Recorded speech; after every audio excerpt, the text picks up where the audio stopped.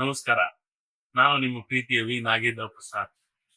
ಆ ಶ್ರೀ ಕ್ಷೇತ್ರ ಧರ್ಮಸ್ಥಳದಲ್ಲಿ ಧಾರ್ಮಿಕ ಮಾತ್ರ ಅಲ್ಲ, ಬಹಳಷ್ಟು ಸಾಮಾಜಿಕ ಕೆಲಸಗಳಾಗ್ತಾ ಇರೋದು ನಾವು ಬಹಳಷ್ಟು ವರ್ಷಗಳಿಂದ ನೋಡ್ತಾನೆ ಬಂದಿದ್ದೀವಿ. ಅದು ಆರೋಗ್ಯದ ವಿಷಯದಲ್ಲಾಗ್ಲಿ ಅಥವಾ ಬಡವರ ಪರವಾದ ವಿಷಯದಲ್ಲಾಗ್ಲಿ ತುಂಬಾ ತುಂಬಾ ಸಂಗತಿಗಳು ನಿಮ್ಗೆಲ್ಲ ಗೊತ್ತೇ ಇದೆ. ಒಂದು ವಿಶೇಷವಾಗಿ ನಾನೊಂದು ಕಿರು ಚಿತ್ರ ನೋಡಿದೆ. ಅದು ಈ ಇದಕ್ಕೆ ಸಂಬಂಧಪಟ್ಟ ಹಾಗೆ ಏನಪ್ಪಾ ಅಂತಂದ್ರೆ ಮದ್ಯವರ್ಜನ ಶಿಬಿರ ಮಾಡ್ತಿದ್ದಾರೆ ಶ್ರೀ ಕ್ಷೇತ್ರ ಧರ್ಮಸ್ಥಳದ ವ್ಯಸನ ಮುಕ್ತ ಮತ್ತು ಸಂಶೋಧನಾ ಕೇಂದ್ರ ಅಂತ. ಅದರಲ್ಲಿ ಆ ಮದ್ಯವರ್ಜನ ಶಿಬಿರ ಏನ್ ಮಾಡ್ತಿದ್ದಾರೆ, 2012 ಶಿಬಿರಗಳನ್ನು ನಡೆಸಿದ್ದಾರೆ ಇಲ್ಲಿ ತನಕ. ಅದು ಒಂದು ವಾರದ ಶಿಬಿರ, ಎಂಟು ದಿವಸದ ಶಿಬಿರ. ಅದರಲ್ಲಿ ಸಾವಿರಾರು ಜನ, ಲಕ್ಷಕ್ಕೂ ಹೆಚ್ಚು ಜನ ಅದರ ಉಪಯೋಗ ಪಡ್ಕೊಂಡಿದ್ದಾರೆ.